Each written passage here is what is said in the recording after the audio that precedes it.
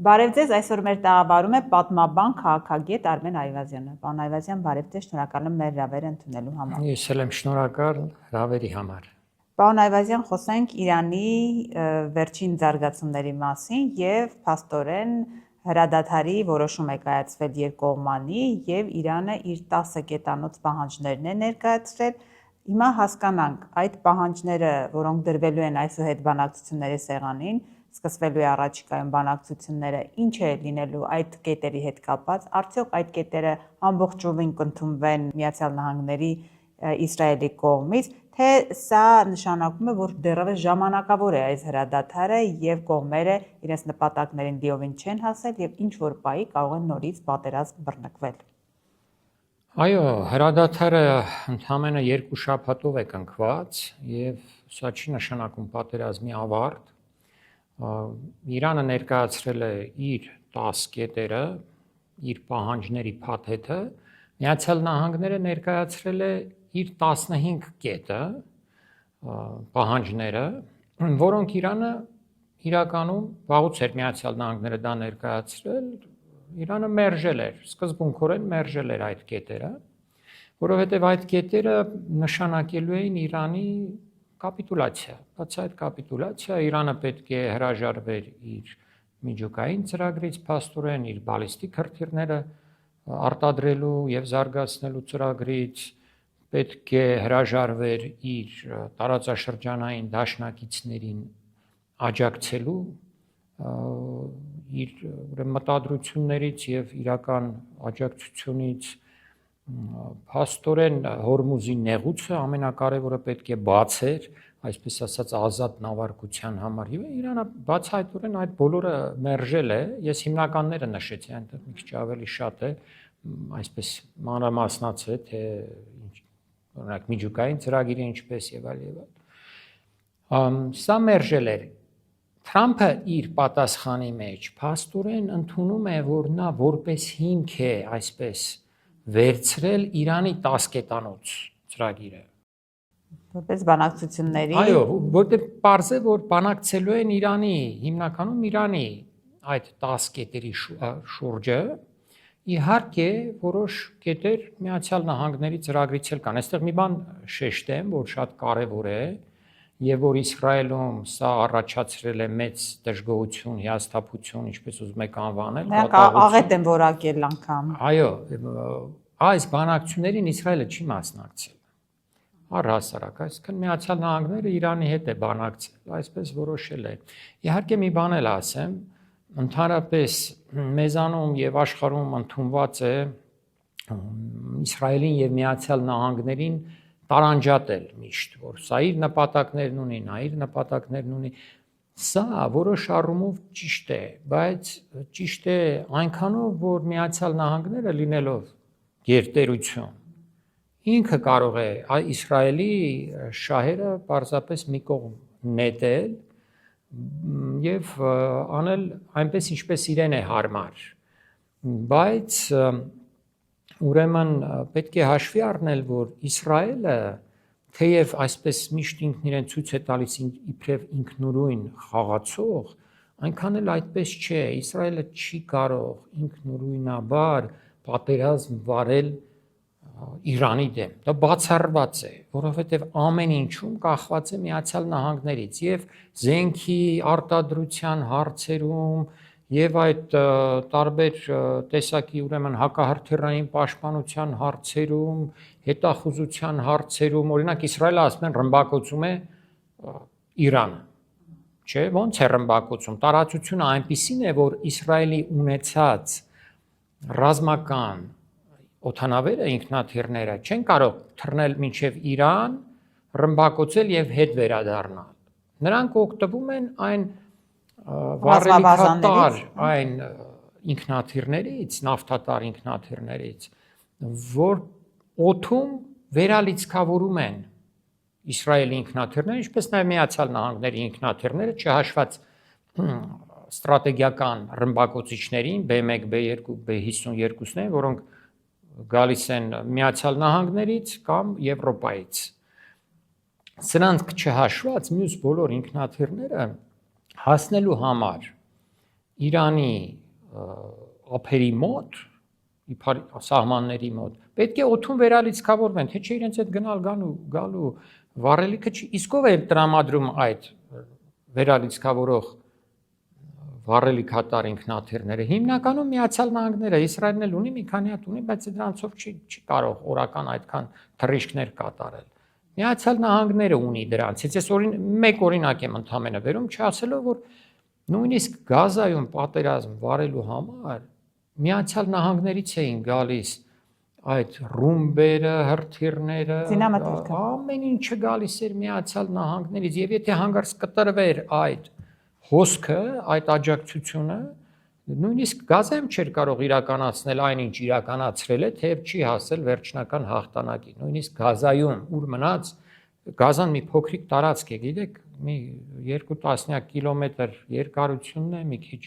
այսքան լայնությունն է, այդ փոքրիկ տարածքում ճիշտ է հավասարեցրեց հողին շենքերը, բայց չի կարողանում վերահսկել այդ տարածքը, այնտեղ դարձյալ Համասն է, հիմնականում Համասն է վերահսկում այդ տարածքը։ Ուր մնաց Իրանի դեմ Իսրայելը կարողանան ինչ-որ հարցեր լուծել ինքնուրույնաբար։ Միակ հարցը, որ կարող էր միակ զենքով, որ կարող էր հաղթել Իրանին, միջուկային զենքն է, բայց միջուկային զենք կիրառելը Իրանի դեմ հղի է հենց Իսրայելի համար մահացու վտանգներով, որովհետև իրեն էլ կարող են այդ դեպքում միջուկային զենքով հարվածել, այդ դեպքում Իրանին պետք է խփես 50 միջուկային ռումբով խփես, որ ինչ որ մի արդյունքի հասնես, այդ առելի տարածքը 1.600.000 քառակուսի կիլոմետր նկատի ունենալով եւ բազմաթիվ քաղաքներն ու գյուղերը նկատի ունենալով, իսկ Իսրայելին 1-2 ռումբն էլ է բավարար, որպեսզի այնտեղ բնակչություն չմնա, կամ հեռանան, կամ զոհվեն, այնպես որ նույնիսկ եթե ոչ ատոմային զենքով հարված Իսրայելին, այլ եթե Իրանը որոշեր հարվածել միայն հրթիռներով իր ատոմակայանին դիմոնայում, ատոմային ուրեմն օբյեկտներին, այնտեղ նաև բազաներին, ատոմային զենքերի, դա էլ կարող էր բերել Իսրայելի վերջ։ Կարող էր Իսրայելի վերջը բերել ուրեմն քիմիական արդյունաբերության, աղազրկող գործարանների, էլեկտրակայանների դեմ հարվածները, այնպես որ ատոմային զենքով հարվածել Իրան, դա չի նշանակում հարցը լուծեց Իսրայելը։ Հարց չի լուծում, աշխարհը փոխվել է, շատ է փոխվել։ Դա կարող են 70-ական թվականներին մտածել նման քայլերի մասին Իսրայելի ղեկավարները, ինչպես ժամանակին մտածում էին, բայց այսօր դա հնարավոր չէ։ Այն ժամանակ էլ չկարողացան իդեպ 73 թվականի պատերազմը նկատի ունեմ, այն ժամանակ էլ մտքներում կար, որ գուցե դիմենք ատոմային զենքի, բայց չխորանամ այնտեղ այլ պատճառներին Խորհրդային Միությունը եւ Միացյալ Նահանգները երկուսով էլ թույլ չտվեցին, որ նմանատիպ զարգացումներ լինեն։ Իսկ վերադառնալով այս ուրեմն այսքան դժգոհ է Իսրայելը, Միացյալ Նահանգներ, Իրան այս հրադադարից, բայց այլ տարբերակ չունի, պետք է դժգոհ է, բայց պետք է իրենից դժգոհ լինի, որ իրենք սխալ էին հաշվարկել, այդպես իրենց շատ խելոքի տեղ էին դրել, իրանց հետախուզությունը առհասարակ լավ է աշխատում, բայց օպերատիվ հարցերում է լավ աշխատում։ Փաստորեն ստացվում է, որ ստրատեգիական վերլուծության հարցերում շատ վատ է աշխատում։ Միացյալ Նահանգները ճիշտ է հաշվարկել։ Նույնիսկ Միացյալ Նահանգների հետախուզությունը, գուցե հետախուզությունը ավելի ճշգրիտ տեղեկություններ էր տալիս Թրամփին, բայց Թրամփը լսեց այս անգամ ասում են այդպես Միացյալ Նահանգներում ավելի շատ լսել է իսրայելյան հետախուզության ուրեմն կարծիքին, քան իր սեփական հետախուզության կարծիքին։ Այսօր օրինակ New York Times-ը մի հոդված էր հրապարակել, թե ինչպես է տեղի ունեցել այդ քննարկումը վերջին, թե նախավերջին օրը Թրամփի մոտ, որ միայն փոխնախագահ Վենսն է դեմ եղել, մնացածը չեն համարձակվել նույնիսկ իրենց կարծիքը հայտնել, այլ որպեսի Թրամփին չնյարդայնացնեն, այսպես ասած։ Վենսն հենց գլխավորելու է պատվիրակությունը, այդ արխիվ է դա, որ հենց Վենսն էր դեմ Իրանի դեմ հարձակմանը, դեր ասած այդ նույն տեղեկությունների հիման վրա, եւ հիմա Վենսը նաեւ պատվիրակություն է։ Տեսնենք, ես չեմ հանդիպել, որ հենց ինքն է դեռ ուղղակի բանակցություններ են լինելու, թե չեն լինելու, դեռ պարզ չի այդ բաները։ Գուցե առայժմ ուղղակի բանակցությունները չլինեն։ Տեսնենք, գուցե Վենսն է, գուցե Վենս չէ, բայց ինչ է ուզում ասել, որ այնտեղ այդպիսի տեղեկություններ կան անդադ հայտնվում են, հետո մի մասը կգակասի չէ, այսպես չեղն, այնպես եղը, դրանք չի կարևորը։ Կարևորը մենք պետք է նայենք օրինակ այս քանի օր էր անցել փետրվարի 28-ից մինչև այսօր 38 թե 39 օր է, չէ՞։ Կներեք, հենց այդ առումով, պարոն Այվազյան, տեսեք, վերջի ժամերին բավական սրված էր, լարված էր ու ամեն վայրկյան սպասում էին, որ Թրամփը կհրահանգի հարվածել Իրանի էլեկտրակայաններին, ենթակառուցվածքներին։ Ու միանգամից կտրուկ իրավիճակը փոխվեց։ Ինչու՞։ Այս կարելի է հասկանալ, ձեր ասած այդ, երբ որ մենք տեսնում ենք այս տևական պատերազմը ամիս ու կես, ինչու վերջին պահին Թրամփը չգնաց այդ քայլին։ Բազմաթիվ պատճառներ կան, այդ քայլն ասելով էլ նկատի ունենք էլեկտրակայանները, կամուրջները, բայց բացի դրանից նրա այդ խոսույթում, այդ բառերում, որ նա օգտագործում էր, մի ամբողջ քաղաքակրթություն վերանալու է, այս գիշերը վերանալու հավանաբար հնարավոր չի լինի խուսափել դրանից եւ այլն, այս բաները դա ցեղասպանության սպառնալիք էր, բացահայտ, որի համար իդեպ շատ խիստ քննադատության ենթարկվեց նաև Միացյալ Նահանգներում եւ անգամ իր ամենամոտ, այսպես ասած, այն բազայի վրա, որ ինքը հենվում է, այդ MAGA կոչված Make America Great Again, այսինքն Ամերիկան դարձյալ մեծ դարձնելու այդ աչակողմյան, ծայրահեղ աչակողմյան բազայի ներկայացուցիչները սկսեցին երեք ասել, որ սա խելագար է, պետք է սրան 20 այնտեղ իրենք ունեն մի հոդված սահմանադրության մեջ 25-րդ հոդվածն է, որով հենց նախագահի գործելու ժամանակ կարող են նրան զրկել նախագահությունից, բավական բարդ այսպես արարողություն չասեմ, այսպես գործընթաց է, 2/3-ի չափ սենատորներ, կոնգրեսմեններ են պետք եւ բարդ բան է, բայց սկսեցին այդպիսի բաներ խոսել եւ ճնշումը նույնիսկ Միացյալ Նահանգներում էր շատ մեծ, ել չասեմ նաեւ աշխարհում էր մեծ, իր դաշնակիցները, Պարսից ծոցի արաբական միապետությունները բնականաբար դեմ էին դրան, քանի որ եթե այդպիսի մի հարված հասցներ Իրանին, խոսքը նույնիսկ մտածում էին, որ ինչպես կարող ես վերացնել մի երկիր, միջուկային զենք կարող է կիրառել, այդպիսի հարցումներ, կասկածներ էլ եղան եւ միանգամայն տեղին կասկածներ էին դրանք, որովհետեւ վերացնել Իրանի էլեկտրակայանները բոլոր եւ բոլոր կամուրջները, դա գիտեք ինչ, դա պետք է կես տարի ռմբակոծես այդ երկիրը, որ կարողանաս գոնե դրանց կեսը վերացնես, Իրանը նաև հասկանալով, որ նման պատերազմ կարող է լինի, ցրել է իր էլեկտրակայանները ամբողջ երկրով մեկ, կա 400 էլեկտրակայան, մոտավորապես 400։ Այդ 400-ից իհարկե կարևորներ մի քանի մեծերը կան, հատկապես դրանց պետք է խփեր, հասկանալ է, բայց այն փոքրերն էլ են իրենց դերը կատարում։ Հետո որ էլեկտրակայանին խփում ես, միանգամից չի լինում, որ դու ամբողջ էլեկտրակայանը ոչնչացնես։ Վնասում ես, հետո կարող են վերանորոգել, նորից աշխատի։ Տեսեք Ռուսաստանը, Ուկրաինային քանի անգամ է էլեկտրակայաններին խփել, բայց դրանք դեռ շարունակում են աշխատել, այնպես չի, այո, մի քանիսը շարքից դուրս են եկել, բայց ինչքան ժամանակ է, 1-2 տարի է խփում է, չէ, բայց Իրանը Ուկրաինայից մեծ է, դա էլեկտրակայանների հարց է, իսկ եթե վերցնեն կամուրջների հարցը, դա ավելի բարդ է վիճակը։ Լեռնային երկիր է, այն հարավային մասը ամբողջը լեռներ են, արևմտյան մասը ամբողջը լեռներ են, այսինքն այնտեղ չգիտեմ քանի կամուրջ կա, այդ ոնց բոլոր կամուրջները պիտի ոչնչացնեն։ Ուրեմն չէր կարող այդպես ոչնչացնել, մեծ վնաս կարող էր հասցնել, մեծ կամուրջներին հարվածելով, մեծ էլեկտրակայաններին հարվածելով, բայց վախը կար, որ կարող է նույնիսկ ատոմային զենքի դիմել։ Եվ ուրեմն հետ կանգնել, իսկ եթե դիմեր, Իրանը խոստացել էր, որ հարվածելու է այդ Պարսից ծոցի պետություններին եւ Իսրայելին նաեւ ամենացավալի տեղերին, էլեկտրակայաններին, աղազրկման գործարաններին, իսկ այդ Պարսից ծոցի երկրներում, այսինքն ջուրը մաքրող գործարանների մասին եմ ասում, աղազրկման գործարան, երբ ասում եմ, այդ երկրներից մի քանիսը 90%-ով, 80%-ով, 70%-ով այդ ջուրն են ստանում, որ օգտագործեն։ Պատկերացնեք, եթե այդ գործարանները ոչնչացվեին, իսկ դրանք հեշտ է ոչնչացնել, դրանք այդքան շատ չեն նախ, եւ մի քանի հարվածով կանգ է առնում։ Եթե ոչնչացնեին, ջրի պաշարները այդ միապետություններում կազմում են 1 շաբաթվա, կարող է պատահի ամենաշատը 2 շաբաթվա ջրի պաշար ունենային։ Այդ ժողովուրդներն ինչ էին անելու այնտեղ առանց ջրի։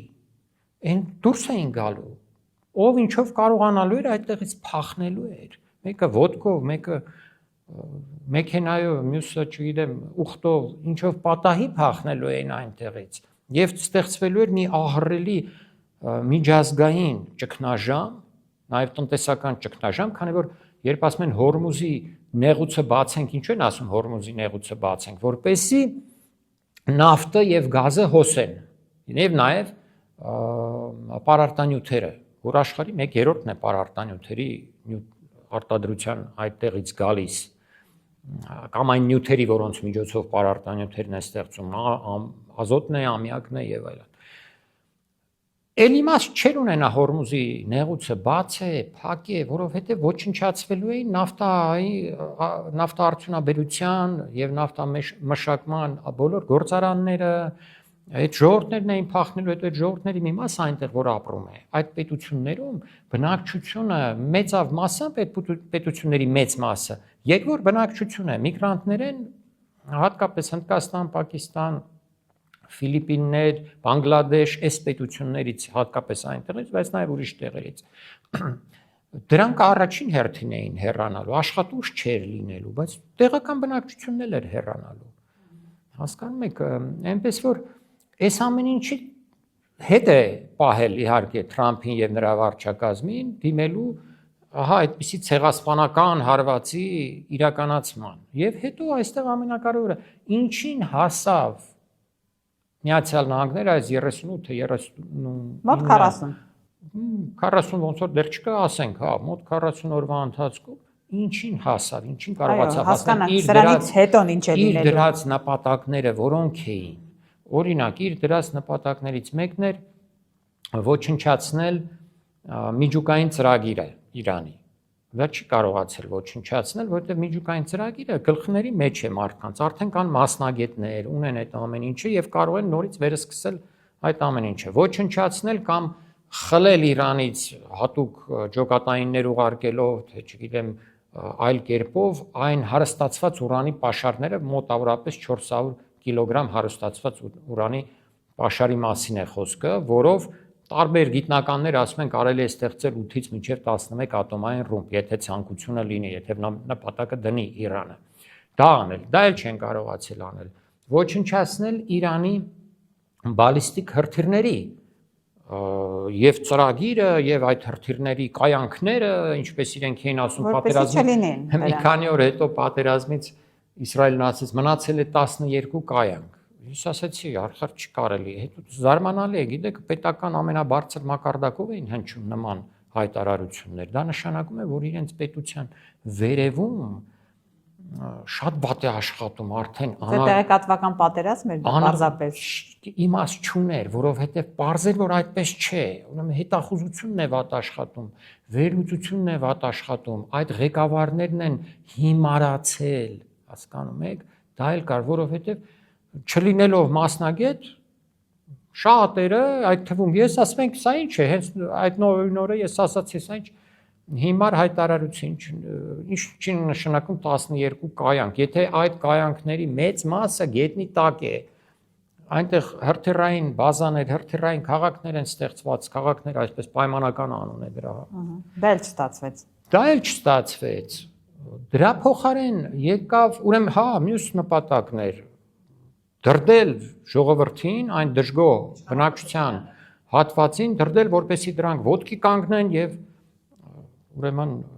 տապալեն կառավարությունը, չգիտեմ ինչ անեն այնտեղ, նոր կառավարություն հիմնվի իրանց ուզած մարդուն ուղարկեն այնտեղ մի տեխնացուն այդ Ռեզա Փեհլևին էր, մի խեղկատակ կա այնտեղ։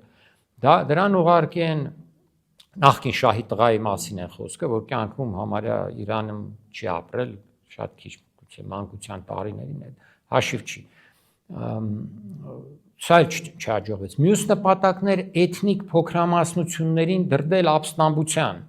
որ բացահայտ կոչարեցին քրդերին, բա մենք զենք ենք տվել եւ հետո պարզվեց, ասում է քրդերին զենք ենք տվել, որ ուղարկեն իրենց են պահել, չգիտեմ, սա այսպես է, այնպես է։ Ուրեմն դա էլ չեղավ, ոչ այդ թուրքախոս զանգված իրանցիների Թավրիզ, Արդեբիլ այս հյուսիսային շրջաններում ապստամբեց, ոչ քրդերը ապստամբեցին, ոչ բելուջները ապստամբեցին, ոչ լորերը ապստամբեցին, ոչ արաբները ապստամբեցին։ Ընդհակառակը Իրանում այդ արտաքին ուժերի կողմից հարձակման այդ բերումով, այդ պատճառով կամ շնորհիվ դրա առաջացավ հայրենասիրական հզոր մի շարժում ասենք, թե ասենք ալիք ասենք, որը ավելի ամրացրեց հասարակության համախմբվածությունը, շատ ավելի ամրապնդեց։ Նրանք, ովքեր մտածում էին, թե Միացյալ Նահանգների մասին լավ էին մտածում, որ Միացյալ Նահանգները հիմա գալու է մեզ փրկելու է այս ռեժիմից, չգիտեմ, իրենք այդ մի հատված կա այնտեղ որոշակի, նույնիսկ դրանք բնականաբար համոզվեցին, որ իրանց գլխին այդ ռումբեր գցողը, իրենց սպանողը ոնց կարող է այդպիսի դրական ցանկություններ ունենա, մանավանդ որ Թրամփը բառացիորեն ինքն էր ասում, որ ինձ պետք է Իրանի նավթը, ուզում են վերցնել Իրանի նավթը։ Չեմ ամես եմ ուզում, այ իսրայելցիներն ասում են պետք է ոչնչացնենք, սա ասում է պետք է բնաջնջենք, պետք է փաստորեն քրդերին որ կոչ արեցին, բոլորը հասկացան, որ սրանք ուզում են մասնատել երկիրը։ Մասնատենք, էս անենք, այն անենք, այս սա էլ չհաջողվեց, ընդհակառակը այդ բնագավառում Իրանը դուրս եկավ շատ ավելի հզորացած։ Եվ իհարկե Իրանը կրել է շատ մեծ նյութական կորուստներ, շատ ծանր կորուստներ է կրել եւ ցավալի մարդկային կորուստներ է կրել, հատկապես ղեկավարության։ Այդ մեկը հաջողվեց առաջնորդին։ Նրանք կարողացել, նրանք պատրաստ էին դրան։ Գիտեին, որ այդպես կարող է լինել եւ այդ ահռելի զինված ուժերի քանակի մեջ, այդ զինվորականության սպայակույտը, որ տասնյակ հազարավոր մարդիկ են, նրանք կարող են հեշտությամբ փոխարինել այդ առաջնորդներին, իհարկե մի պահ ստեղծվում է խնդիր, բայց այդ խնդիրը շատ կարճ է, մանավանդ որ ցամաքային ներխուժում չկա։ Եթե դու քանի անգամ ես սա ասել եմ, եթե դու սպանում ես մի հրամանատարի կամ շտաբին ես խփում, այդ հրամանատարներին ես սպանում, կամ երկրի ղեկավարությանն ես վերացնում, եթե դու անմիջապես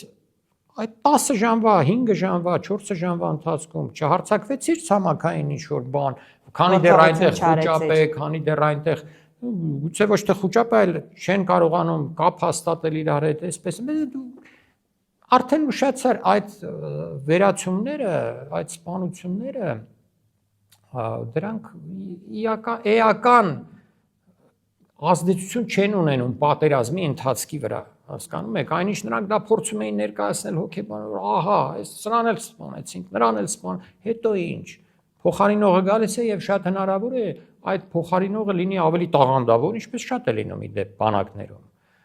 Կարող է այն փոխարինողը լինի շատ ավելի տաղանդավոր մարդ, հասկանում եք, ավելի երիտասարդ, ավելի ավյունով, ավելի էներգիան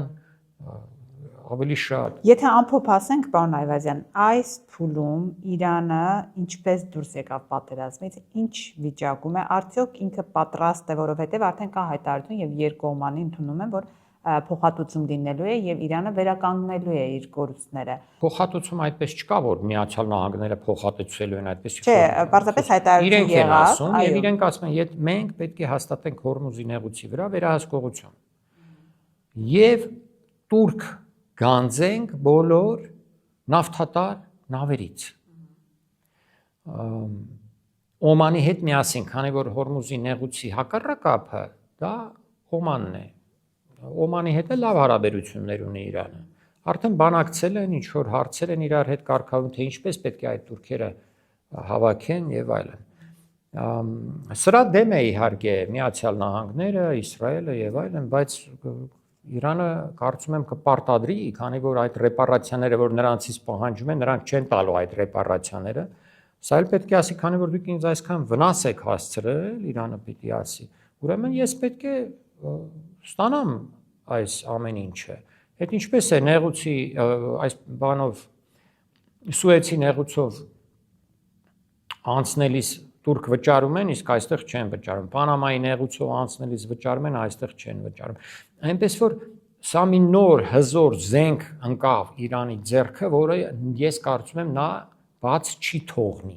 իր ձեռքից, իսկ այդ եկամուտները, որ նա կստանա նեղուցի այդ նավերից турք գանձելով ավելի շատ են լինելու, այդպեսի հաշվարկներ կան, 100 միլիարդ դոլար կամ ավել, քան գուցե հենց նավթի վաճառքը։ Հասկանում եք, սա մեկ, որ կարող է դրանով փոխհատուցել իր նյութական վնասները, այո։ Բայց պետք է մի բան հիշենք, որ Միացյալ Նահանգները եւ Իսրայելը հազիվ թե համաձայնվեն Իրանի այս հզորացմանը, այս 10 կետերի կատարմանը, բնականաբար չեն համաձայնվելու, գուցե 1, 2, 3 կետին ինչ-որ չափով, բայց ինչ են անելու այդ ժամանակ։ Այո, դա բերելու է էլի պատերազմի։ Այո, դա կարող է բերել պատերազմի, որտեղ Իրանի մտավախությունը միշտ այն է, որ նա չէր ուզում կնքել զինադադար, որ կարող են հիմա կանգ առնել, վերադասավորել իրենց ուժերը, լրացնել իրենց զենքերը,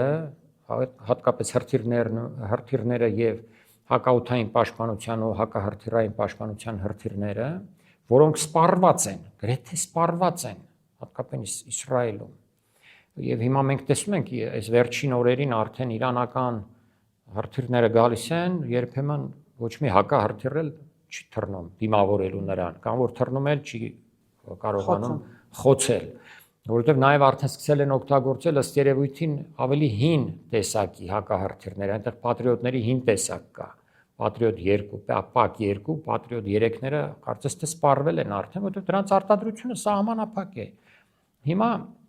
Իրանի մտավախությունը դա է, որ սրանք կարող են ինչպես անցյալում գնան վերադասավորեն իրենց ուժերը, լիզեն իրենց վերքերը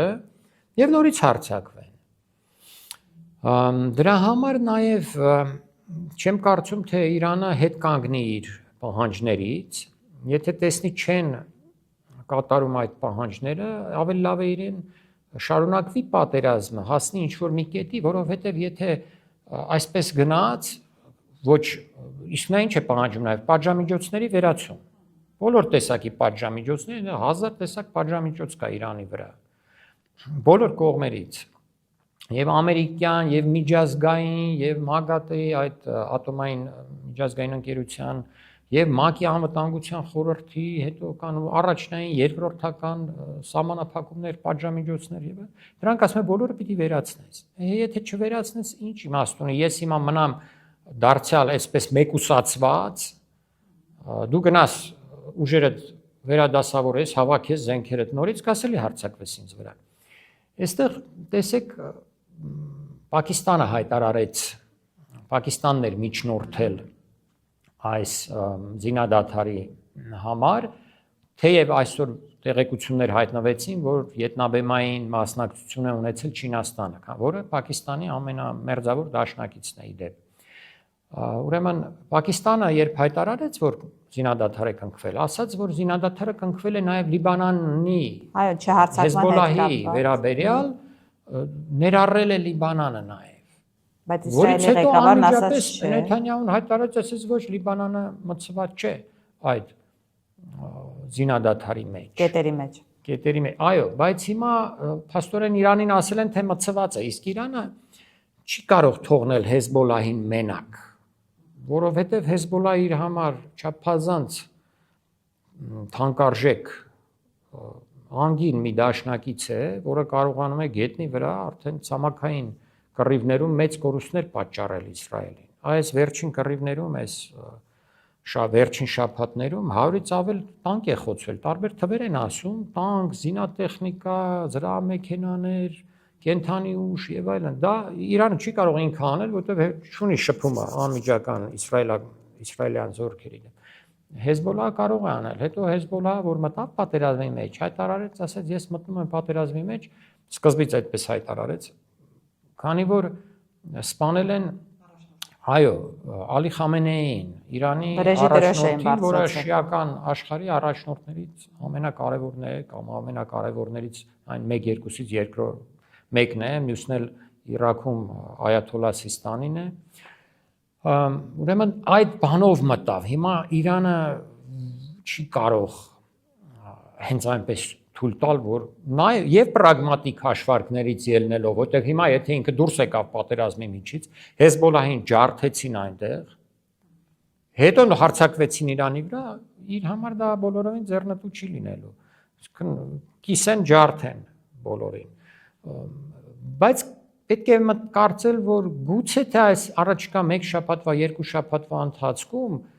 բանակցություններ ընթանան Միացյալ Նահանգների եւ Իրանի միջև, այդ ընթացքում գուցե դեռ շարունակվի Լիբանանի դեմ Իսրայելի կռիվները եւ Իրանը անընդհատ պահանջելու է, որ դա դադարեցվի։ Այսինքն վերջում, եթե ոչ հենց սկզբում, Իրանը ասելու է կամ Հեզբոլլահը դադարեցնում է, կամ պատերազմը վերսկսվում է։ Եվ բացի Հեզբոլլահից Իրանը պահանջում է ամբողջական խաղաղություն, ոչ թե ժամանակավոր զինադադար, այլ ամբողջական խաղաղություն բոլոր ճակատներում։ Այդ բոլոր ճակատներն են եւ Իրանի դեմ հարձակումը, եւ Լիբանանի ու Հեզբոլլահի դեմ հարձակումը, եւ Եմենի դեմ հարձակումները կամ ուրեմն Եմենի մեկուսացումը, եւ Գազայում շարունակվող ցեղասպանությունը։ Այս բոլորը Իրանը ասում է, այս բոլորը պետք է դադարեցվի, որպեսզի խաղաղություն տիրի, թե չէ նույնիսկ եթե բոլորը դադարեցվի միայն Գազայում կամ Արևմտյան ափում Իսրայելը շարունակի իր այդ առաջխաղացումները, ցեղասպանական գործողությունները, հողի խլելը պաղեստինցիներից, նույնիսկ այդ դեպքում կռիվը նորից կարող է վերսկսվել բոլոր ճակատներով դարձյալ, որտեղ կռվի աղբյուրներից մեկը հիմնական հենց Պաղեստինն է, պաղեստինյան խնդիրն է։ Այսինքն շատ բարդություններ կան, շատ մեծ խնդիրներ կան, այնպես որ սա անմիջապես խաղաղության ես չեմ կարծում, թե կվերածվի հեշտ ու հանգիստ։ Գուցե լինի զինադադար երկար ժամանակ կամ կարճ ժամանակ, գուցե ինչ որ ավելի լուրջ խնդիրներ լինեն, այլ շատ բան կախված է Միացյալ Նահանգներում ներքին քաղաքական իրավիճակից եւ ինչպիսի զարգացումներ կլինեն Միացյալ Նահանգներում։ Արդյոք այնտեղ Թրամփին կարողանա սանձել, բայց այնպես չի, որ այն ուժերը, որ քննադատում են Թրամփին, օրինակ դեմոկրատական կուսակցությունը, նրանք դեմ են պատերազմին, այնպես չի, որ նրանք Իրանի ուրեմն ոչնչացմանը դեմ են, մասնատմանը դեմ են, հզորության ոչնչացմանը, այդպես չի։ Այսինքն այնտեղ լուրջ հարցեր կան։ Այնպես չի, որ Թրամփին գցեն, օրինակ նոյեմբերին տեղի են ունենալու այդ միջանկյալ ընտրությունները կոնգրես եւ կարող է հաղթեն դեմոկրատները, բայց որ դեմոկրատները հաղթեցին, արդյոք նրանք գալու են եւ համաձայնվեն Իրանի այս պահանջներին, եթե համարենք, որ մինչեւ օրինակ աշուն կլինի զինադադար, չգիտենք, կլինի, չի լինի, անհայտ է։ Չգիտենք, որովհետեւ ասում եմ, դա մի գլոբալ հարց է Միացյալ Նահանգների համար։ Իրանը եթե արդեն աշխարհաքաղաքական առումով նայենք այս ամբողջ Իրանը խո միակ խնդիրը չէ, այսօր ավելի լայն պետք է նայենք, Իրանը մի մասն է այն խնդիրների, որի հետ գործ ունի Միացյալ Նահանգները, որպես մինչև վերջերս միակ գերտերություն, որը ցանկանում է պահպանել իր գերիշխանությունը աշխարհի վրա, տարբեր տեղերում են պատերազմները, դա եւ ուկրաինական պատերազմն է, որտեղ Միացյալ Նահանգները շարունակում է օգնել Ուկրաինային, այնպես չի, որ չի օգնում։ Դա եւ տեսեք Վենեսուելայի հարցն է, որ ժամանակավորապես կարծես թե խաղաղվել է եւ քաղաքական իշխանությունը համակերպվել է ամերիկյան պահանջներին, ես չեմ կարծում, թե դա մշտական երևույթ լինի, կլինի կես տարի, մի տարի, 2 տարի հետո այնտեղ անպայման բռնկվելու է էլ ինչ որ խնդիր։ Դա մերձավոր արևելքն է, Իրանն է, դա Թայվանի հարցն է վերջապես, որը գիտեք մեծագույն խնդիր է Թայվանի հարցը եւ Չինաստանը ես կարծում եմ պետք է շտապի Թայվանի վերամիավորման իր այդ խնդիրները լուծելու։ Հաշվի առնելով այս վիճակի Գիտեք ինչու, որովհետեւ այս նոր արդեն զուտ զինատեսակների առումով եթե նայենք, այս նոր զինատեսակները, այս դրոնները, ստոր ջրիա դրոնները,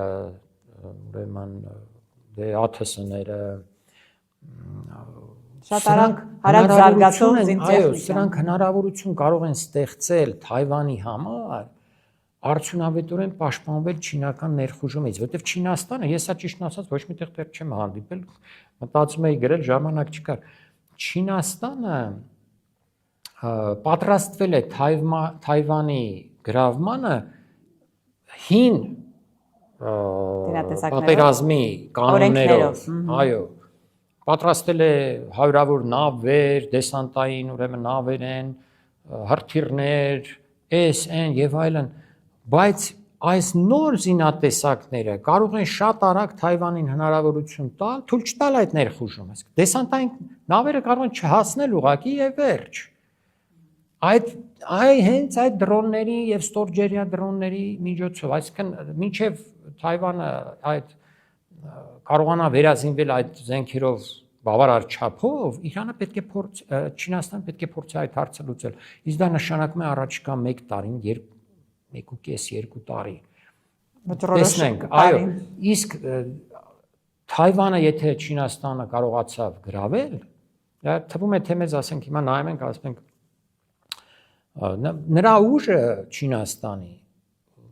գուցե, չգիտեմ, թվում է փոքր տարածք է, գրավեց, լավ էլի, այդ մեծ Չինաստանը գրավեց, ինչ կլ։ Ուժը կարող է կրկնապատկվել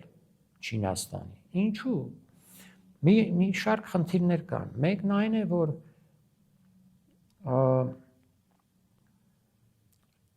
Թայվանում արտադրվում է այդ չիպերը, որ արտադրվում են ամբողջ աշխարհում։ Թայվանը արտադրում է դրանց մեծ մասը։ Այդ չիպերի, որ գնում է ամբողջ աշխարհում։ Այդ մեկ, այնտեղ արտադրություն դրված է, այնպես չի, որ հեշտությամբ կարող են բոլորը սկսել արտադրությունը, Միացյալ Նահանգները չունի այդպիսի արտադրություն։ Իսկ Չինաստանն ունի այն հազվագյուտ մետաղների արտադրությունը։ Ուրեմն այս հազվագյուտ մետաղների արտադրությունը, որ դարձած Չինաստանն է 90%-ը արտադրում,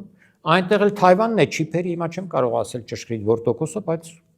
60%-ից ավելին, 70%-ը գուցե։ Ուրեմն այս երկուսը իրար են միանալու, այսօրվա տնտեսության մեջ մի ահռելի բան է։ Բայց բացի դրանից,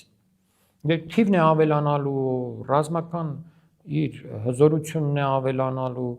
այն տարածքն է ավելանալու, որի վրա նա կարող է գերիշխել, բայց բացի դրանից մի փաստ էլ ասեմ, որ շատ կարևոր փաստ է, աշխարհի նավարկության 50%-ը անցնում է հենց այդ նեղուցով Թայվանի, Չինաստանի եւ Թայվանի միջև։ Իսկ եթե վերցնի Չինաստանը ու ասի այս նեղուցով անցնելուց էլ ինձ турք վճարեք կամ թե չէ, չգիտեմ, այսպես, այնպես, վերահսկողությունը իրենն է լինելու ամեն դեպքում։ Հասկանում եք ինչ խնդիրներ կարող է Չինաստանը լուծել։ Մենք կարող ենք երկար խոսել մի քիչ ես հեռացա Իրանից Չինաստան, բայց կարևոր խնդիրներից եք խոսում։ Ըստ էության ամփոփելով հասկանանք, այս պահի դրությամբ շատ փխրուն է հրադադարը եւ հնարավոր է պատերազմ նորից վերսկսի։ Այո, միանգամայն հնարավոր է։ Այս պահի դրությամբ Հայաստանի համար այս հրադադարը եւ Իրանի պատերազմական այս գործընթացը ինչ ցույց տվեց։ Այստեղ Իրանը փաստորեն ցույց տվեց իր հզորությունը այս ամբողջ տարածաշրջանում, որ կարողացավ դիմադրել երկու միջազգային տերություններին եւ Միացյալ Նահանգների այդ ահռելի ուժին, կարողացավ դիմանալ եւ ցավոտ հարվածներ հասցնել, այնպես չէր, որ միայն դիմանում էր, այլ ցավոտ հակահարվածներ էր տալիս, որը Իսրայելին օրինակ այս ամբողջ 38 օրվա ընթացքում իսրայելցիները քնել զարթնել են ապաստարաններում, հասկանում եք, այդ ամբողջ երկիրը կանգնած է եղել, ուսում, համալսարան, դպրոց, բիզնեսները եւ այլն չի եղել, հասկանում եք դա ինչ է։ Երբեք Իսրայելը նման հարվածների իր պատմության ընթացքում չի ենթարկվել։ Երբեք հզորությունը իր ապացուցեց։ Մեր թշնամիները Թուրքիան եւ Ադրբեջանը սպասում էին, որ Իրանը պետք է ջարդվի, Իրանը պետք է թուլանա, եւ իրանք այս ամբողջ տարածաշրջանը իրենց ձեռքը վերցնեն։ Այդ թվում Թրամփի ուղի ծրագրով։ Հիմա գոնե այս պահի դրությամբ Ադրբեջանը նախ չի համարձակվի ներխուժել Հայաստան, գրավել Սյունիքը եւ այլն, որտեղ հասկանում է Իրանը միած խփի եւ իր հրթիռներով այդ բոլոր հարցերը կփակվեն։ Նավթ, Բաքու-Ջեյհանը այս անգամ, այսպես ասենք, կոպիտ լեզվով խոսակցական պլստած հարվածից մի կերպ դուրս եկավ տակից, որովհետեւ եթե այս հարվածը լիներ, ես չեմ կարծում թե Բաքու-Ջեյհանը չէր ենթարկվի Իրանի հարձակման, քանի որ Իսրայելի նավթի 50%-ը գնում է այդտեղից, ու ուղիղ գնում է Թուրքիա, Թուրքիան էլ տալիս է լցանավերով տանում են հասցնում են Իսրայել։ Եվ իդեպ հիմա վերջին 3 տարվա մեջ ամենաշատ նավթն է տալիս Ադրբեջանը Թուրքիայի միջոցով։ Թուրքիան որ քննադատում է այսպես Իսրայելի, ձևական բաներ են, սուտ բաներ են։ Նրանք սպասում են Իրանը որ թուլանա, իրենք էլ կարողանան այդ Թավրիզ, Արդեբիլ այդ հատվածներ մտնեն,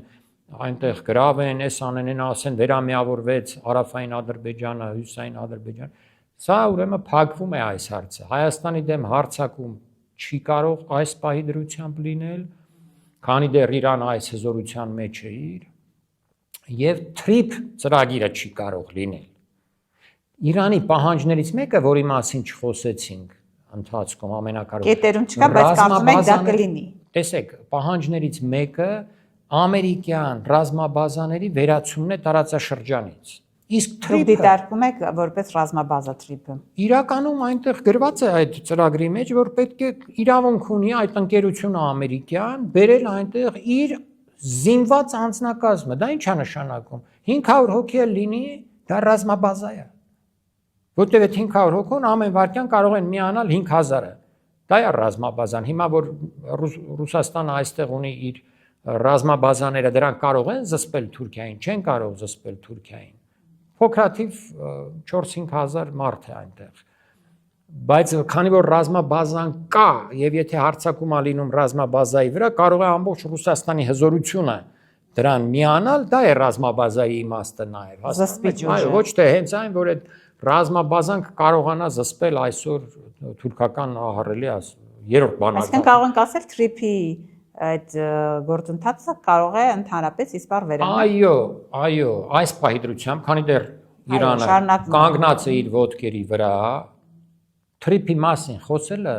ավելորդություն է եւ դրանով էլ մենք շահում ենք, որովհետեւ TRIP նշանակում էր այդ Թրամփի ուղին, նշանակում էր 100 տարով, 99 տարով Հայաստանի տարածքի անեքսիա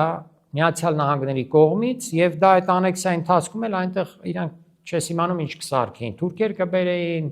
հնդիկներ կբերեին, թե ում կբերեին, այնտեղ մենք կմոռանայինք Հայաստանի մասին, այն տարածքը, որ իրանք էին վերահսկելու այդ ճանապարհների եւ ճանապարհների շուրջը եւ ճանապարհների այդ մեծ հատվածում եւ այլն։ Այնտեղ Հայաստանի հոտ չէր գալու, հոտ։ Սա պետք է հասկանան։ Այսինքն այսօրվա մեր իշխանությունները թքած ունեին այնտեղ Հայաստան կմնա, չեր մնա, իրենց իշխանությունն է հետաքրքրում։ Այն ձևական բաները որ գայի Հայաստանի ինքնաշխատությունը պահպանվում է։ Ոնց է պահպանվում, եթե դու միաժամանակ գրել ես որ բացառիկ իրավունքներ եմ տալիս Միացյալ Նահանգներին, այնտեղ կատարելու շինարարություն, ոնց ուզում է, ում ուզում է որ բերում է շինարարությունով զինված ուրեմն մարդիկ կարող են այնտեղ գալ ապահովել անվտանգությունը այդ ամեն ինչի Սա փակվում է այս ծրագիրը, բարեբախտաբար, բայց տեսնենք թե ինչպես կընթանան հաջորդ ուրեմն դեպքերը, իրադարձությունները։ Շնորհակալ եմ։ Ես էլ եմ շնորհակալ։